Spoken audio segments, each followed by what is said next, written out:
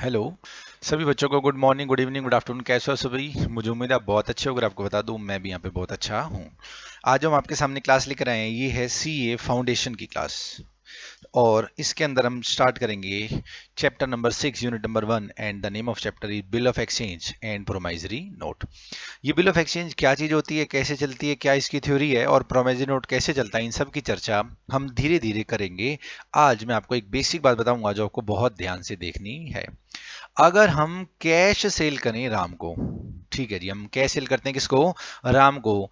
For example 10,000 rupees की, तो basic general entry क्या करेंगे? हम एंट्री करेंगे cash account debit to sales account. हमने 10,000 रुपीज की गुड्स कैश में सेल कर दी और राम ने भी उसी समय पैसे दे दिए, तो हम ये एंट्री कर देंगे cash account debit to sales account. लेकिन अगर हमने पहले ये एंट्री उधार में सेल करी हो, ठीक है जी, पहले ये सेल हमने करी उधार में राम को और राम ने 10 दिन बाद पैसे दिए, तो जब हम उधार सेल करेंगे तो क्या एंट्री करेंगे? Ram debit to sales. Figure वही ले लेते हैं 10,000 और 10,000। अब राम ने 10 दिन बाद पैसे दे दिए तो क्या एंट्री करेंगे? Cash account debit to Ram. अगर आप इन दोनों एंट्रीज का नेट इंपैक्ट देखेंगे, राम डेबिट था, राम क्रेडिट हो गया, बचा क्या? Cash to sale. फर्क क्या है? ये वाला कैश उसी दिन उसी समय मिल गया, लेकिन ये वाला कैश 10 दिन बाद मिला। तो इन दोनों एंट्रीज के बीच में 10 दिन का गैप है, मतलब जब राम ने मेरे को बाकी पैसे दिए हैं उसके साथ हमने ये वाली एंट्री करी है cash account debit to Ram. अब तीसरी चीज और निकलती है इसके साथ, वो है बिल्स ऑफ एक्सचेंज, जिसको आपने सुना होगा क्या बोला जाता है? बी आर, और दूसरा क्या बोला जाता है? बीपी। ठीक है जी। ये बी आर क्या चीज है, बीपी क्या चीज है, कैसे चलती हैं, उसको देखना एक बार स्टार्ट करें। सबसे पहले एक व्यक्ति होता है सेलर। सेलर गुड्स सेल करता है, ठीक है जी। और एक व्यक्ति होता है बायर। बायर, और you can say that purchaser. Buyer goods क्या करेगा जी? परचेज करेगा, ठीक है जी। फॉर एग्जाम्पल 10,000 रुपीज ही है, और बायर कहता है साहब मैं आपको पैसे 20 दिन बाद दूंगा, 20 दिन बाद पैसे दूंगा। लेकिन सेलर को बायर की बात पे विश्वास नहीं है। इस चीज को समझने के लिए याद करें सीए फाउंडेशन के दिन, जब मैं आपको बताता था there are two type of sale, first is cash sale and second is credit sale, ठीक है जी। जिस पर मुझे फेथ नहीं होता मैं उसको कहता हूं भैया कैश पैसा दो और माल परचेज कर ले जाओ, वो परचेज करेगा, मैं तो सेल कर रहा हूं, ठीक है जी। लेकिन जिसमें मुझे फेथ होता है मैं उसको क्या दे देता हूं? क्रेडिट सेल कर देता हूं। क्रेडिट सेल फिर दो तरह की होती है। जिस पे मुझे कम ज्यादा फेथ है, मैं उससे किसी भी लीगल डॉक्यूमेंट पे साइन नहीं करवाता, किसी भी लीगल डॉक्यूमेंट पे साइन नहीं कराता, तो व्यक्ति मेरा क्या बन जाता है? डेटर। और अगर मैं उससे किसी लीगल डॉक्यूमेंट पे साइन करा लूं तो वो लीगल डॉक्यूमेंट मेरे लिए क्या बन जाता है?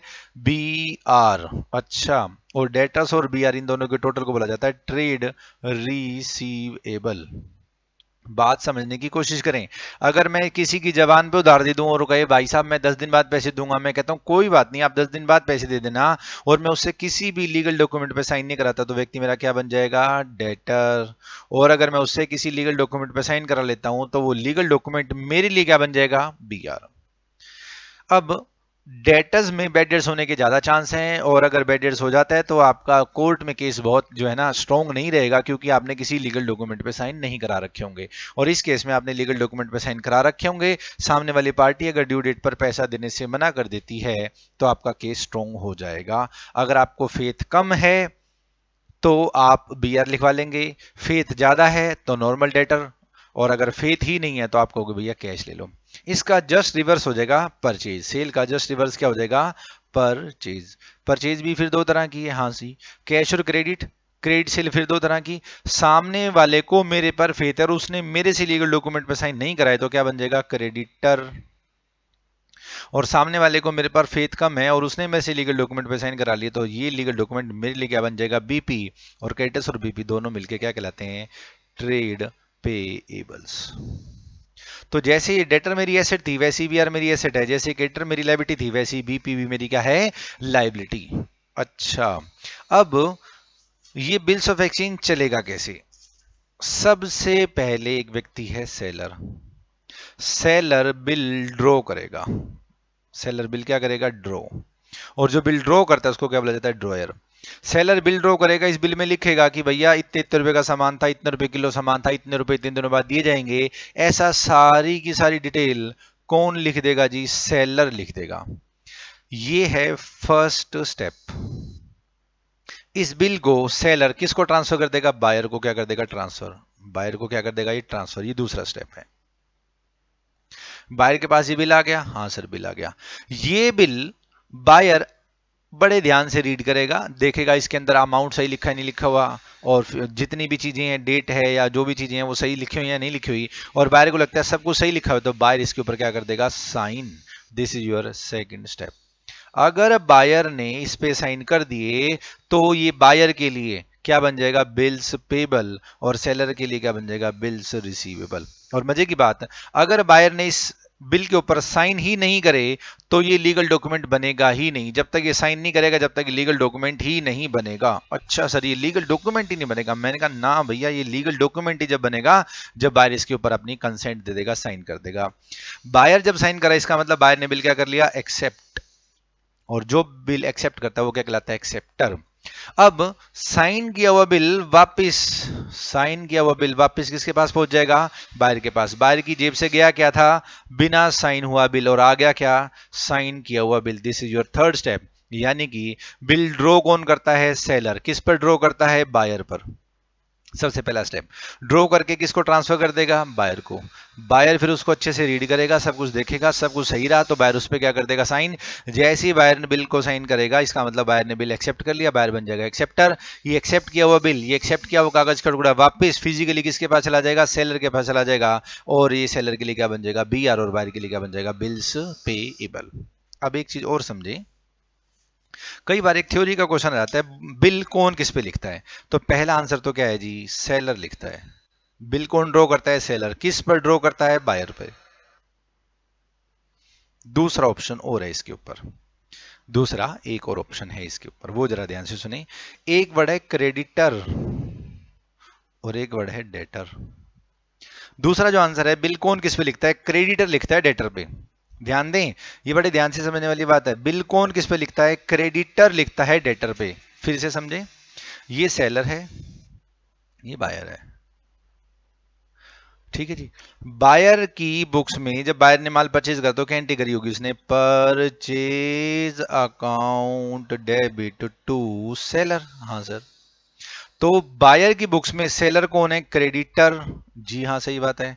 और सेलर अपनी बुक्स में क्या एंट्री करेगा? सर सेलर अपनी बुक्स में एंट्री करेगा buyer account debit, buyer account debit to sales account. तो सेलर की बुक में बायर कौन बन गया? डेटर। ठीक। तो बिल किसने लिखा है? सेलर ने। सेलर तो कौन है? क्रेडिटर है। तो बिल कौन लिखता है? क्रेडिटर लिखता है। किस पर? डेटर पर। बिल कौन लिखता है? सेलर। किस पे लिखता है? बायर पर। तीसरा आंसर मुझे उम्मीद है आपको याद होगा। बिल कौन लिखता है? ड्रॉयर। जो बिल ड्रॉ करता है उसको ड्रॉयर भी बोला जाता है। और किस पे बिल लिखा जाता है? ड्रॉई पर बिल लिखा जाता है। अच्छा जी। अभी तक हमने बिल्स ऑफ एक्सचेंज के अंदर कितनी पार्टी कर ली जी? दो। पहली पार्टी का नाम है सेलर या बायर। बिल कौन किस पे लिखता है? इसके कितने आंसर हो जाएंगे जी? तीन आंसर हो जाएंगे। बिल कौन किस पे लिखता है? पहला आंसर बताएं। सर बिल सेलर लिखता है बायर पे, क्रेडिटर लिखता है डेटर पे, और ड्रॉयर लिखता है किस पे? ड्रॉई पे। अच्छा सर, तीन तीन आंसर हो गए इसके। मैंने कहा हाँ जी, तीन तीन आंसर हो गए इसके। सर इसके अंदर फिर पार्टी कितनी होती है? मैंने कहा भाई साहब इसके अंदर पार्टी होती है तीन। एक तो सेलर, एक बायर, एक क्रेडिटर, एक डेटर, एक ड्रॉयर और एक ड्रॉई। तो सर ये दो हुई ना, seller buyer creditor debtor employee, employer पता नहीं क्यों बोल रहा हूं मैं ड्रॉयर और ड्रॉई। तो पार्टी तीन कौन सी होती है? एक और पार्टी होती है जिसका नाम होता है पेई। पेई वो पार्टी है जिसको पैसा रिसीव होगा। ध्यान से, पेई वो पार्टी जिसको पैसा क्या होगा? रिसीव। और पैसा रिसीव करने वाली पार्टी सेलर, पैसा रिसीव करने वाली पार्टी क्रेडिटर हो भी सकती है, और क्रेडिटर के ब्याह पर और कोई भी हो सकता है। अच्छा जी। तो बिल्स ऑफ एक्सचेंज में कितनी पार्टी होगी जी? तीन। पहली पार्टी का नाम क्या हो गया? सेलर। दूसरी पार्टी का नाम क्या हो गया? बायर। और तीसरी पार्टी का नाम क्या हो गया? पेई। पेई से हमें ऐसा लगता है कि जो पेमेंट कर रहा है वो पेई है। जी नहीं, ऐसा नहीं है। जिसको पेमेंट मिल रही है, जिसको पैसा मिल रहा है, वो होता है पेई। अच्छा जी। और क्या क्या चीजें हैं इसके अंदर? बहुत सारी चीजें हैं। Bill of exchange, promissory note, provision note की तो हम चर्चा ही नहीं कर रहे। फिर बात करते हैं normal trading, accommodation, date of expiry, nature of bill, इसमें बहुत सारी चीजें पढ़ने की हैं। अभी तक हमने इसके अंदर एक ही बात पढ़ी कि भैया बिल ऑफ एक्सचेंज क्या होता है। अब बात करते हैं कुछ टेक्निकली, ये स्पेसिमेन है, स्पेसिमेन बाद में देखते हैं, पहले बिल ऑफ एक्सचेंज पढ़ते हैं। बिल ऑफ एक्सचेंज है क्या चीज?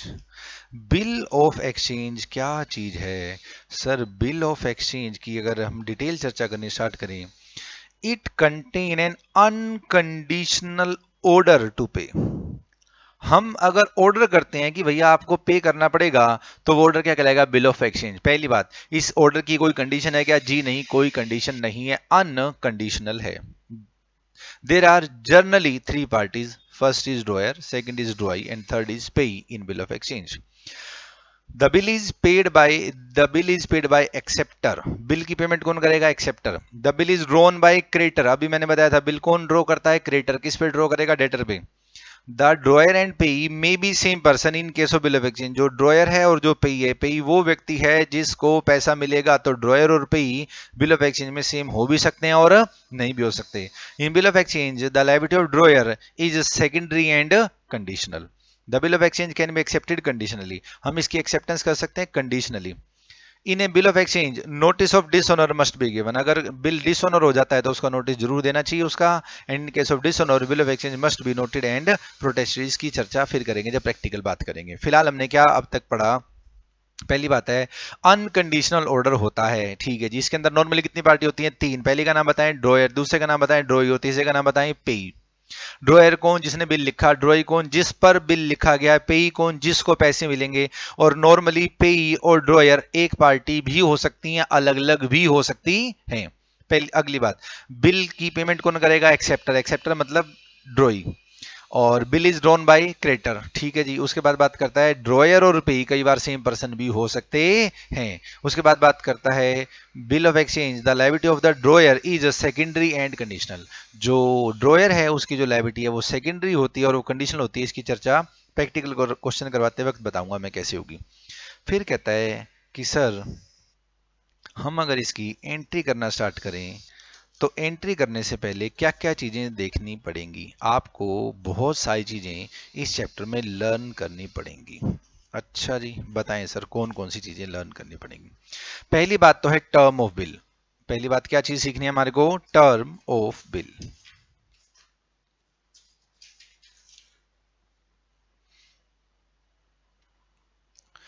Term of bill, term of bill को आप ऐसा भी पढ़ सकते हैं कि duration of bill. Maximum bill की ड्यूरेशन कितनी हो सकती है? 90 डेज। मैक्सिमम बिल की ड्यूरेशन कितनी हो सकती है जी? 90 डेज। सर 90 डेज मतलब 3 महीने? मैंने कहा ना। अगर आपसे क्वेश्चन पूछे कि मैक्सिमम ड्यूरेशन ऑफ बिल कितनी है? 90 डेज आपने जवाब देना है, 3 मंथ्स आपने आंसर नहीं देना। क्योंकि 3 महीने 90 दिन भी हो सकते हैं, 90 से ज्यादा भी हो सकते हैं और 90 से कम भी हो सकते हैं। सर 90 करके दिखाओ। मैंने कहा लो, जनवरी ले लो, फरवरी ले लो और मार्च ले लो। बताओ जी, जनवरी में कितने दिन होते हैं? 31। फरवरी में कितने दिन होते हैं? सॉरी, मार्च में कितने दिन होते हैं? 31। फरवरी हमने ली नॉन लीप ईयर की, तो फरवरी में कितने दिन हो गए? 28। इन सबको जोड़ो, 8 और 1 और 1 10 की जो से लगा एक 90 डेज। क्या एग्जैक्ट 90 डेज हो गए? जी हाँ। क्या 3 महीने में 90 से ज्यादा डेज भी हो सकते हैं? हाँ बिल्कुल हो सकते हैं। एग्जाम्पल लो जी, एग्जाम्पल हम ले लेते हैं जुलाई, अगस्त और सितंबर। जुलाई में कितने दिन होते हैं जी? 31। अगस्त में 31 और सितंबर में 30। ठीक है जी, तो ये बताएं कितने हो गए? 92 डेज हो गए आई थिंक। हाँ सर, जुलाई में भी 31 डेज, अगस्त में भी 31 डेज, सितंबर में 30 डेज। टोटल कितने दिन हो गए जी मेरे? टोटल हमारे दिन हो गए जी 92। और सर ये 90 से कम भी हो सकता है क्या? मैंने कहा हाँ, 90 से कम भी हो सकते हैं कई बारी। 90 से कम करके दिखाऊं आपको? 90 से कम, 90 से कम, 90 हो जाएंगे, 90 से कम होंगे नहीं। 30 ना, 90 रहेंगे, 90 से कम तो हो ही नहीं रहे हैं।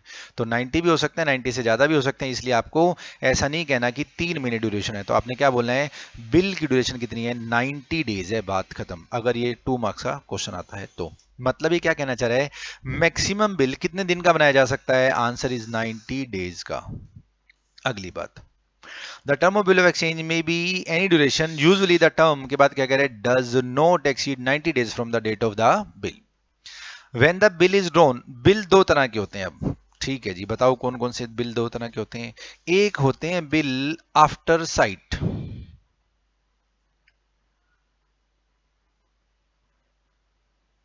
और दूसरे होते हैं जी बिल आफ्टर डेट।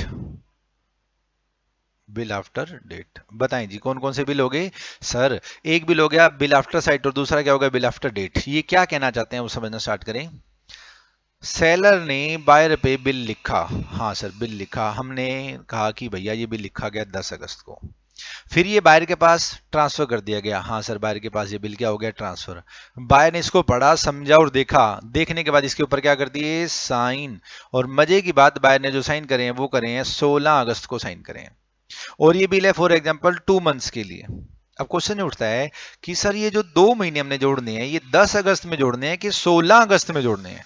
अच्छा, यही तो समझाना है मेरे को कि जो 2 मंथ्स की ड्यूरेशन है, ये बिल लिखने वाले डेट की के अंदर जोड़ी जाएगी या जिस दिन साइन करें उसके अंदर जोड़ी जाएगी। अगर कहता है बिल आफ्टर साइट है तो 16 अगस्त में 2 महीने का पीरियड जोड़ा जाएगा साइन के बाद। अदरवाइज जिस दिन बिल लिखा था 10 अगस्त को, 10 अगस्त में 2 महीने जोड़े जाएंगे। यही चीज समझने की कोशिश करें। when the bill is drawn after site, the term of bill begin to run from the date of signing, that is when bill is accepted।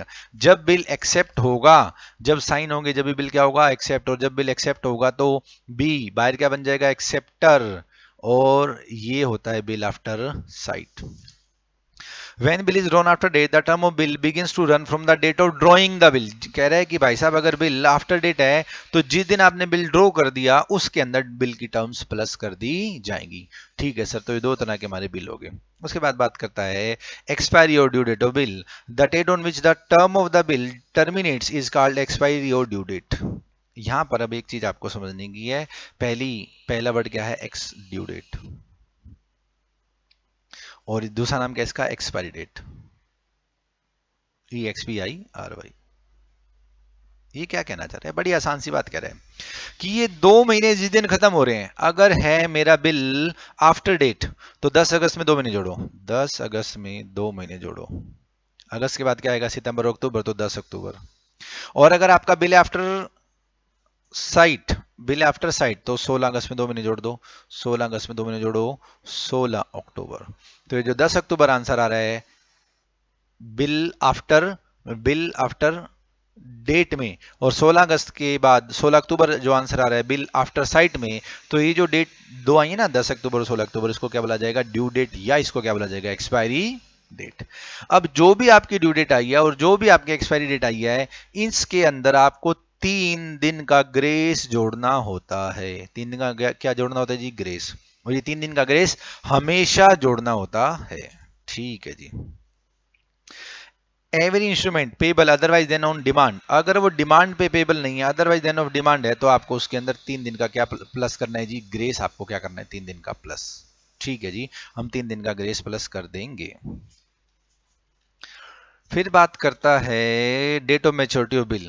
The date which come after adding 3 days, 3 दिन add करने के बाद जो date आएगी उसको क्या बोला जाएगा, डेट ऑफ मेच्योरिटी। अच्छा, तो अभी तक हमने 3 डेट पढ़ी, हाँ सर, एक पढ़ी हमने ड्यू डेट, और ड्यू डेट का ही दूसरा नाम क्या पढ़ा हमने, एक्सपायरी डेट। और एक हमने पढ़ी मेच्योरिटी डेट। मतलब ड्यू डेट वो जिस दिन टर्म एक्सपायर हो रही है, जिस दिन टर्म क्या हो रही है जी, एक्सपायर। और इसके अंदर अगर मैं 3 दिन का ग्रेस जोड़ दूं, 3 दिन का क्या जोड़ दूं जी, ग्रेस। मैंने माफ कर दिया, मैंने कहा कोई बात नहीं 3 दिन लेट दे दे। 3 दिन का ग्रेस जोड़ने के बाद जो डेट आएगी वो क्या आएगी, मेरी मेच्योरिटी डेट। क्या ये बात आपको समझ में आ गई, हाँ सर। ऐसा हमने +2 +1 में भी किया हुआ है। टर्म जिस दिन एक्सपायर हो रही है, एक्सपायरी डेट, ड्यू डेट, उसके अंदर 3 दिन हम अपनी मर्जी से ग्रेस के जोड़ देते हैं, माफ कर देते हैं उसको 3 दिन के लिए। 3 दिन जोड़ने के बाद जो आंसर आएगा वो क्या आएगी, आपकी मेच्योरिटी डेट। अब इस मेच्योरिटी डेट के अंदर ट्विस्ट है, या तो इस मेच्योरिटी डेट वाले दिन हॉलीडे होगा या हॉलीडे नहीं होगा। अगर हॉलीडे नहीं है तो यहां से जो आंसर है वही आपका आंसर है, और अगर हॉलीडे है तो फिर दो बातें, या तो होगा पब्लिक हॉलीडे, या तो क्या होगा जी, पब्लिक हॉलीडे, यह होगा अनफोर्सीन हॉलीडे।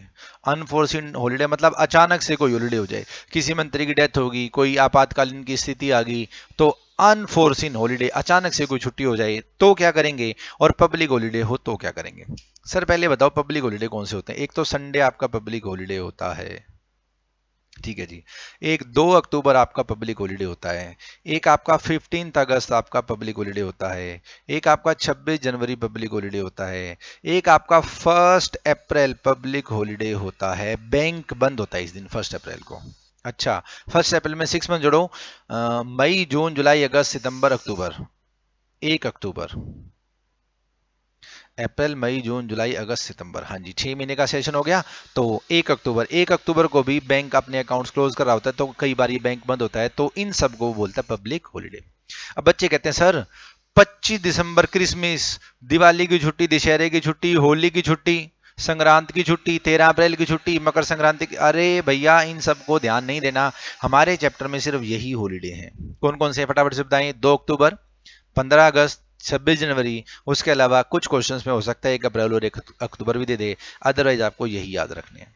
और अगर क्वेश्चन में मेरा कोई भी आंसर आया, फॉर एग्जाम्पल मेरा आंसर आ गया 22 जुलाई, अब मुझे क्या पता 22 जुलाई को संडे है कि नहीं है, तो हम कहेंगे 22 जुलाई को संडे नहीं है। अच्छा, और क्वेश्चन में कह दे कि इसको संडे है, तो फिर उसको क्या माना जाएगा, पब्लिक हॉलीडे। सर अगर पब्लिक हॉलीडे है तो पब्लिक को एडवांस में पता होता है कि इस दिन छुट्टी है, हाँ। तो जो भी मेरा आंसर आया था, मेच्योरिटी डेट आई थी, और उस मेच्योरिटी डेट को पब्लिक हॉलीडे है, तो मैं इससे प्रीवियस वर्किंग डे में चला जाऊंगा। कहां चला जाऊंगा जी, प्रीवियस वर्किंग डे में चला जाऊंगा। प्रीवियस वर्किंग डे कौन सा होता है, उससे पिछला वर्किंग डे। और अगर अनफोर्सीन हॉलीडे आएगा तो मैं कहां चला जाऊंगा, नेक्स्ट वर्किंग डे चला जाऊंगा। अनफोर्सीन हॉलीडे आएगा तो कहां चला जाऊंगा मैं, नेक्स्ट वर्किंग डे। अब मैं यहाँ पे नेक्स्ट वर्किंग डे कह रहा हूं, नेक्स्ट डे नहीं कह रहा है। हाँ फिर से समझे, मैंने यहाँ पे नेक्स्ट वर्किंग डे बोला है, मैंने यहाँ पे नेक्स्ट डे नहीं बोला। सर नेक्स्ट डे और नेक्स्ट वर्किंग डे में क्या फर्क है, नेक्स्ट डे और नेक्स्ट वर्किंग डे में बहुत फर्क है। देखें जरा क्या। अब हमने मान लीजिए बिल लिखा 11 जून को, 2 महीने का, ठीक है जी। 11 जून को बिल लिखा 2 महीने का, ठीक है जी। 11 जून में 2 महीने जोड़ो, 11 जुलाई, 11 अगस्त, 11 अगस्त के आगे ड्यू डेट, इसमें 3 दिन का ग्रेज जोड़ो, 3 दिन का ग्रेज जोड़ोगे तो क्या आ जाएगा, 14 अगस्त।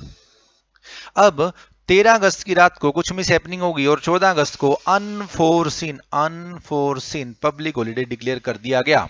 अनफोर्सीन हॉलीडे डिक्लेयर कर दिया गया कि भैया कोई भी देश के अंदर आपदा आ गई और 14 अगस्त की छुट्टी होगी। अगर मैं नेक्स्ट डे की बात करता हूं तो नेक्स्ट डे तो 15 अगस्त है, और 15 अगस्त को वैसी छुट्टी है, तो मेरे को 14 अगस्त के नेक्स्ट डे नहीं आना, मेरे को 14 अगस्त के नेक्स्ट वर्किंग डे आना है।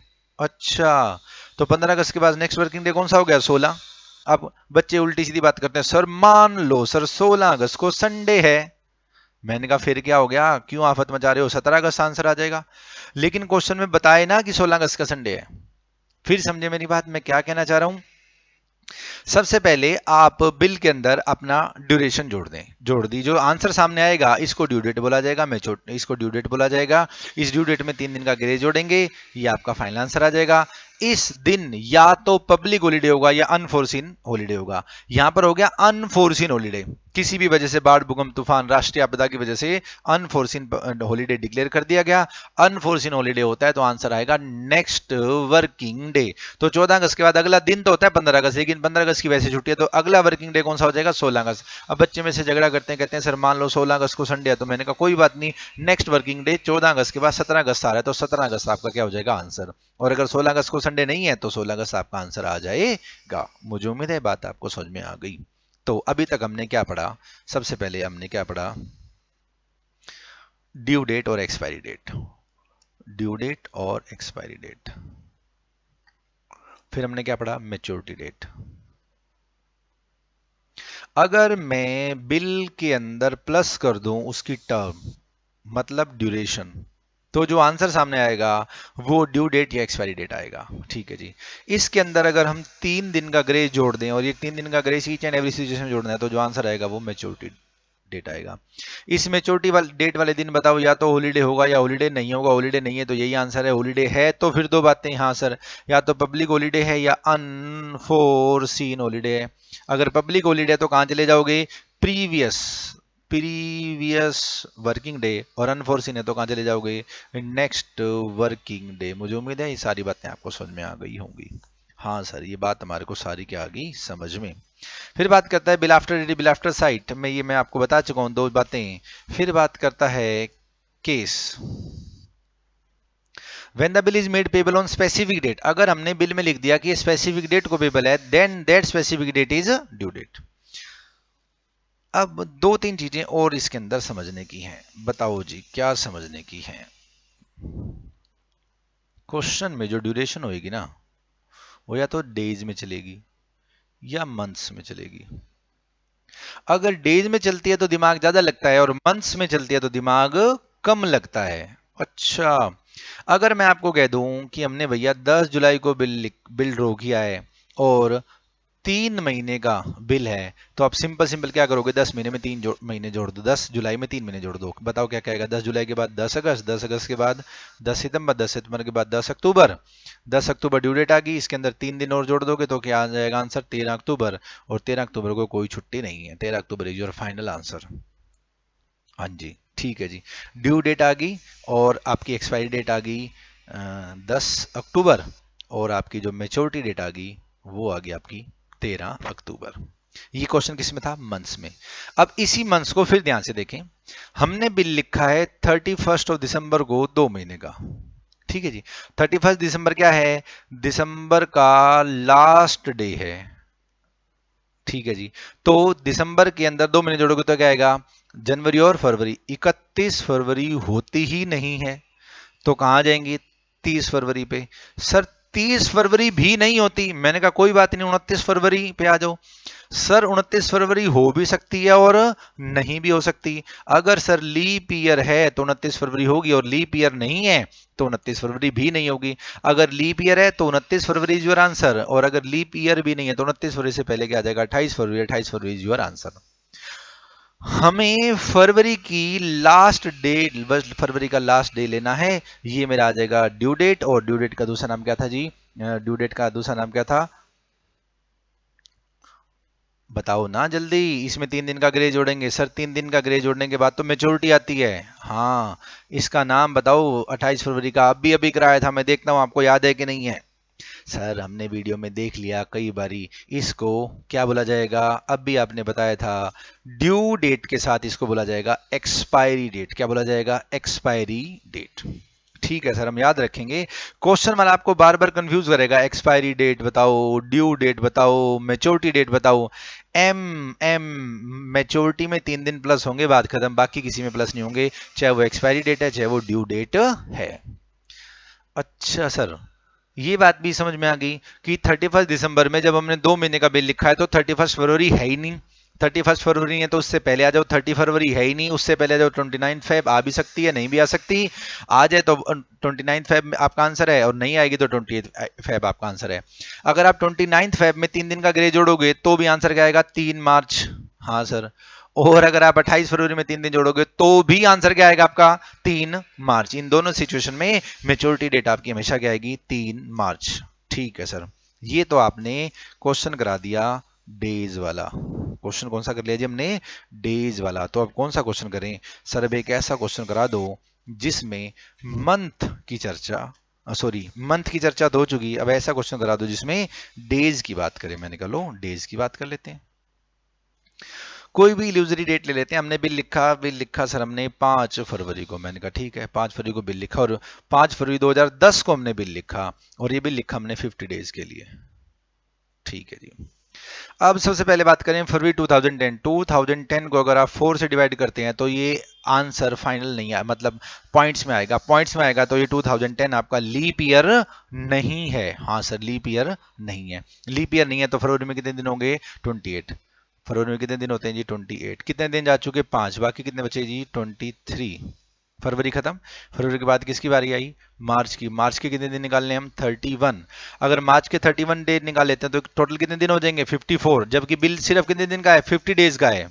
अच्छा, तो फरवरी के 23 और बचे हुए 50 में से कितने बच गए? 27। तो 27 मार्च आपका आंसर आ गया सर। 27 मार्च तो मेरी ड्यू डेट आई है ना, या एक्सपायरी डेट आई है। मैंने कहा इसके अंदर 3 दिन का ग्रे जोड़ो, 3 दिन का ग्रे जोड़ोगे तो क्या आ जाएगा? 30 मार्च। 30 मार्च इज योर मेच्योरिटी डेट। मुझे उम्मीद है ये बात आपको समझ में आ गई होगी। एक और क्वेश्चन करते हैं जिसमें बिल ले लेते हैं थोड़ा सा बड़ा।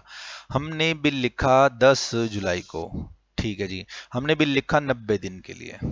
तो सोल्व करना स्टार्ट करें। यहाँ से जुलाई में कितने दिन होते हैं? 31। कितने जा चुके? 10। तो बचे कितने? 21। जुलाई के बाद बारी किसकी है? अगस्त की। अगस्त में कितने दिन होते हैं? 31। ध्यान रखना अगस्त में भी 31 डेज होते हैं। कितने दिन हो गए? 52। सितंबर में बताएं जी कितने दिन होते हैं? सितंबर में होते हैं जी 30। तो कितने हो गए जी? 82। टोटल दिन कितने थे जी? 90। 82 हो चुके। बचा क्या? 8। सितंबर के बाद क्या है? October. 8 October is your due date, और इसमें 3 दिन का ग्रे जोड़ोगे तो 11 October is your maturity date, और 11 अक्टूबर को कोई पब्लिक हॉलीडे नहीं होता। सर हमें समझ में आ गया, जिस महीने बिल लिखा है ना उस महीने के दिन लिखो, डेट ऑफ बिल माइनस करो, उसके बाद क्वेश्चन को ध्यान से सॉल्व करते जाओ। अब आपको ऐसे भी ध्यान देना है कि जब 50 डेज हैं तो 50 डेज हमारे मार्च में ही खत्म हो जाएंगे, अप्रैल तक नौबत जाएगी ही नहीं। जब 90 डेज थे तो अगस्त सॉरी जुलाई के बाद अगस्त भी आया, अगस्त के बाद सितंबर भी आया, सितंबर के बाद अक्टूबर भी आ रहा है। अच्छा सर, ये क्वेश्चन हमने कर लिए आसान आसान से। हाँ जी। फिर ये बात करें नोटिंग चार्जेस क्या होती है, रीनिलो बिल क्या होता है, ये सारी चीजें क्या होती हैं, वो जरा ध्यान से समझेंगे नेक्स्ट क्लास में। अभी करते हैं सिंपल सी बात, सॉल्यूशन नंबर 1। सर हम सॉल्यूशन नंबर 1 करने लायक हो गए? मैंने कहा और क्या।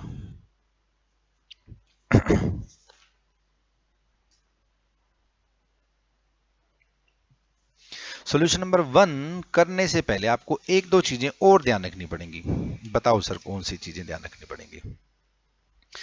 एक व्यक्ति है जिसके लिए ये बी आर है, मैंने कहा ठीक। एक और व्यक्ति है जिसके लिए क्या है? ये बीपी। जिस व्यक्ति के लिए बी आर है, मान लीजिए राम के लिए ये बी आर है, ठीक है जी। राम के लिए क्या है? ये बिल्स रिसीवेबल, और राम को यहां पर बिल मिला, और ये बिल है फॉर एग्जांपल 3 मंथ्स के लिए। तो राम के पास दो ऑप्शन है। राम के पास कितने ऑप्शन है? दो। या तो राम इस बिल को और किसी व्यक्ति को ट्रांसफर कर देगा। अब यहाँ पे ट्रांसफर करने को अंग्रेजी में क्या बोलते हैं? एंडोर्समेंट। क्या बोलते हैं जी? एंडोर्समेंट। एंडोर्स कर देगा थर्ड पार्टी को। थर्ड पार्टी कौन होगी? क्रेडिटर। राम का कोई क्रेडिटर था, राम ने उसको पैसे देने थे, और राम ने उसको पैसे देने की बजाय यही वाला बिल ट्रांसफर कर दिया। अगर राम इस बिल को एंडोर्स नहीं कराता तो इस राम इस बिल को क्या करेगा? डिस्काउंट। और अगर राम इस बिल को डिस्काउंट कराएगा तो दो बातें। हाँ सर दो बातें। या तो वो फर्स्ट डे ही इसको डिस्काउंट करा लेगा, या वो अदर डे डिस्काउंट कराएगा। मतलब सर देखो ना, ये बिल 3 महीने का है, मैंने कहा 3 महीने का है। राम के पास बी आर आ गया आज, ठीक है जी। राम ने इस बिल को इसी दिन बैंक में जाके क्या करा लिया? डिस्काउंट करा लिया। जब हम इसके बदले में बैंक में जाके बैंक से कैश पैसा डिमांड करते तो बोलते हैं कि बैंक में हमने जाके बिल क्या करा लिया? डिस्काउंट। अब एक बात बताएं, ये बीपी था मान लीजिए प्रीतम के लिए। आर से राम, आर से बी आर, पी से प्रीतम, पी से बीपी। प्रीतम के लिए बीपी है और राम के लिए क्या है? B are. प्रीतम ने राम को एक कागज के टुकड़े पर लिख के दिया है कि भैया 3 महीने बाद तुझे पैसे दूंगा। चलो हम पैसे भी लिख लेते हैं, 10,000 रुपए। प्रीतम ने राम को लिख के दिया है कि भाई मैं तुम्हें 3 महीने बाद 10,000 रुपए दूंगा। ये बिल आर कागज का टुकड़ा राम के पास है। राम पहले दिन बैंक में गया और बैंक को कहता है देखो जी, प्रीतम ने लिख के दिया है कि 3 महीने बाद 10,000 रुपए देगा। ये कागज का टुकड़ा, ये बिल ऑफ एक्सचेंज आप रख लो, और उसके बदले में मुझे आज कैश दे दो। आज क्या दे दो? कैश दे दो। अब मेरी लाइन सुनना जरा ध्यान से। बैंक का इंटरेस्ट किस में होता है? इंटरेस्ट में। देखना जी मैंने क्या बोला, जरा दोबारा देखें। बैंक का इंटरेस्ट किस में होता है? इंटरेस्ट में। बैंक कहता है भाई साहब मेरे को मेरे ब्याज से मतलब है, मैं अपने ब्याज में इंटरेस्टेड हूं, मेरे को और किसी से कोई लेना देना नहीं है। बैंक पूछेगा ही नहीं प्रीतम ने जो बीपी दिया हुआ है, प्रीतम ने क्या खरीदा था, क्यों खरीदा था, तुमने कितने का बनाया था, तुमने कितने का बेचा था। बैंक कहता है भैया मेरे को इंटरेस्ट सिर्फ अपने इंटरेस्ट में है। इस इंटरेस्ट का मतलब है ब्याज, और इस इंटरेस्ट का मतलब आप समझ गए होंगे रुचि। बैंक का इंटरेस्ट इंटरेस्ट में है, तो बैंक कह रहा है साहब आज आप मेरे से रुपए ले जाओगे। मैंने कहा, राम ने कहा हाँ। तो प्रीतम मुझे कब देगा? 3 महीने बाद। तो बैंक कहता है भाई देख, मेरे को 3 महीने का ब्याज दे दे, बात खत्म। फॉर एग्जाम्पल बैंक कहता है ब्याज लगेगा 12% पर एनम। ध्यान से देखें, 12% पर एनम। तो 10,000 रुपीज का 12% पर एनम 12/100, और 3 महीने का इंटरेस्ट हो जाएगा 3/12। 12 से 12 कट गया, ये हो जाएगा 300 रुपीज। बैंक आपने 300 रुपये डिडक्ट करके 10,000 में से 300 रुपीज डिडक्ट करके 97 रुपीज किसको दे देगा? राम को। अब ध्यान से देखें, तीन पार्टी हैं, अब आपको तीन पार्टी दिख रही होंगी। हाँ सर, हमें दिख रही है तीन पार्टी। बताओ जी, आपको तीन पार्टी कौन कौन सी दिख रही है? हमें तो एक राम दिख रहा है, एक प्रीतम दिख रहा है, और एक सर बैंक दिख रहा है। राम ने बिल लिखा 10,000 रुपए का 3 महीने बाद। प्रीतम ने बीपी पे साइन करे 10,000 रुपए के 3 महीने बाद। लेकिन राम इसको आज ही कैश करवा लाया है 9,700 रुपए में। तो क्या राम 9,700 रुपए को एंजॉय कर रहा है? जी हाँ। इसको 10,000 रुपए की जगह कितने मिले? 3,700 रुपए। तो 300 रुपए का एक्सपेंडिचर किसके लिए हो गया जी? राम के लिए एक्सपेंडिचर हो गया। और यही 300 रुपए लिए बैंक के लिए क्या हो गया? इंटरेस्ट। प्रीतम की जेब से पैसे कब जाएंगे? 3 महीने बाद। तो 3 महीने बाद बैंक इस बिल को कैश कराएगा, प्रीतम के अकाउंट में से 10,000 रुपए डिडक्ट हो जाएंगे और बैंक को 10,000 रुपए मिल जाएंगे। प्रीतम ने 10,000 देने थे, प्रीतम ने अभी भी 10,000 दिए हैं। प्रीतम ने 3 महीने बाद पैसे देने थे, प्रीतम ने अभी भी 3 महीने बाद पैसे दिए हैं। राम ने जल्दी पैसे इस्तेमाल करने के लिए डिस्काउंट करा लिया, तो जल्दी डिस्काउंट करा लिया, तो 300 रुपए इसको क्या लग गया? इंटरेस्ट। ठीक है जी। सर एक बात बताओ, ये जो आपका पिछला पॉइंट था, इसमें राम पहले दिन चला गया था। मैंने कहा और क्या, पहले दिन चला गया था? ऐसा भी तो हो सकता था राम 1 महीना बिल का वेट करता, राम 1 महीना बिल अपने पास रखता, राम 1 महीना बिल अपने पास रखता और इस दिन बैंक को जाके कहता भाई साहब इसके बदले में कैश पैसे दे दो, इसको डिस्काउंट करा दो। तो एक बात बताओ, राम कितनी जल्दी गया है? सर 3 महीने थे, उसमें से 1 महीना जा चुका। राम कितनी जल्दी गया है? 2 महीने जल्दी गया है। तो बैंक कहता भैया देखो मेरा इंटरेस्ट इंटरेस्ट में है, मेरे को 2 महीने का ब्याज दे दो, बात खत्म। मैंने कहा ठीक, ले ले भैया 2 महीने का ब्याज ले ले। 10,000 रुपए का 12%, 12/100, 2 महीने के लिए 2/12, ये आ जाएगा 200 रुपए। और बैंक 200 रुपए आज काट के कितने रुपए दे देगा? 9800। प्रीतम की जेब से कितने रुपए जाएंगे? 10,000। प्रीतम की जेब से 10,000 रुपए कब जाएंगे? 3 महीने बाद। लेकिन राम को पैसा कब मिल गया? 1 महीने बाद। कितने रुपए? 9800 रुपए। 200 रुपए राम के लिए एक्सपेंडिचर और 200 रुपए बैंक के लिए इनकम है। अब उल्टी सीधी बातें। सर प्लीज सर बताओ ना सर, अगर राम 2 महीने बाद जाए तो? अरे मैंने कहा भाई 2 महीने बाद गया तो कितने दिन और बचे हुए हैं? 1 महीना। तो बैंक कहेगा मेरे को 1 महीने का ब्याज काट दो। 10,000 का 12%, 12/100, 1 महीने का ब्याज हो गया 1/12, तो टोटल कितना हो गया? 100 रुपए। तो बैंक कितना रुपए दे देगा? 99, 100 रुपए। प्रीतम की जेब से जो पैसा जाएगा वो 10,000 ही जाएगा, 3 महीने बाद ही जाएगा। लेकिन राम 99, 100 रुपए 2 महीने बाद ले लेगा। 100 रुपए बैंक की इनकम है और 100 रुपए जिसका बी आर है राम, उसके लिए क्या है? एक्सपेंडिचर। सर अगर राम पूरे 3 महीने बाद जाए तो? अरे भैया राम पूरे 3 महीने बाद जाएगा तो राम को पूरे 10,000 रुपए मिलेंगे, बात खत्म। राम को पूरे कितने पैसे मिलेंगे जी? 10,000 रुपए। अब इतनी डिटेल में समझाने के बाद बच्चे पूछते हैं सर देखो ऐसा भी तो हो सकता है। मैंने कहा बताओ बच्चों बताओ कैसा हो सकता है? जो आप सोच रहे हो वो हो सकता है। सर बिल है 3 महीने का। मैंने कहा अच्छा। आपने कहा मैं यहां जाता हूं तो 3 महीने का बैच करता है। मैंने कहा हाँ, क्योंकि मैं 3 महीने जल्दी चला गया। मैं यहां जाता हूं तो 2 महीने का बैच करता है, यहां जाता हूं तो 1 महीने का बैच करता है। ऐसा भी तो हो सकता है कि आधे महीने बाद राम चला जाए, मेरे को कोई दिक्कत ही नहीं है जी। 3 महीने में से अगर राम आधे महीने बाद जाता है तो कितने महीने जल्दी गया है? बस मेरे को एक चीज ध्यान रखनी है सर, वो 2.5 महीने जल्दी गया है। तो 10,000 रुपीज पे 12% ब्याज चार्ज हो जाएगा 2.5 महीने के लिए, 2.5/100, और ये आ जाएगा 250 रुपए। और बैंक वाला 10,000 में से 250 रुपए काट के 9,750 रुपए दे देगा। सर फिर वो 1.5 महीने बाद जाएगा तो बचे हुए 1.5 महीने? मैंने कहा हाँ। और सर अगर वो 2.5 महीने बाद जाएगा तो बचा हुआ आधा महीना? मैंने कहा हाँ। सर ऐसा हो, क्वेश्चन में गए बिल है 3 महीने का। मैंने कहा अच्छा बिल है 3 महीने का, आप बता। और सामने वाला 10 दिन बाद चला गया। सामने वाला कब चला गया जी? 10 दिन बाद। इसकी चर्चा करता हूं मैं आपसे 1 मिनट के बाद। उससे पहले एक सिंपल सी बात समझे। कोई बिल है 70 दिन का और मैं चला गया बैंक में 10 दिन बाद। तो मुझे एक बात बताओ ना यार, मैं बैंक में कितने दिन जल्दी गया हूँ? 60 दिन ना। तो 60 दिन का ब्याज काट के मुझे पैसा मिल जाएगा। अगर मैं 20 दिन बाद जाऊंगा तो 50 दिन जल्दी चला गया, 50 दिन का ब्याज काट के मुझे पैसा मिल जाएगा। ऐसी अब कितने मर्जी एग्जाम्पल कर लें। लेकिन दिक्कत यहाँ आती है, सर हमें तो इसमें भी दिक्कत है अभी, 50 दिन का ब्याज कैसे निकलेगा? मैंने कहा लो बच्चों लो, वही 10,000 रुपये ले लेते हैं, ठीक है जी, वही 12% ले लेते हैं, 12/100, 50 दिन का ब्याज निकालने के लिए क्या करोगे? 50 डिवाइडेड बाय 365, 50 डेज का इंटरेस्ट निकल गया। ये 50 डेज क्या है, जितनी जल्दी में चला गया।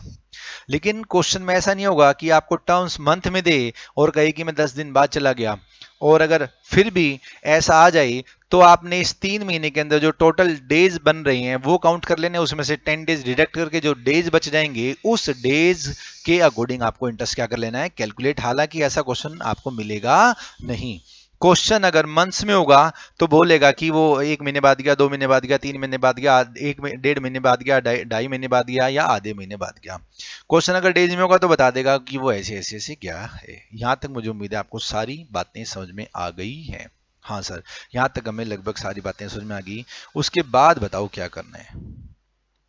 उसके बाद भी बड़े सारे पॉइंट हैं इस चैप्टर के अंदर, वो कराता हूँ आपको नेक्स्ट वीडियो में। Okay dears, thanks a lot.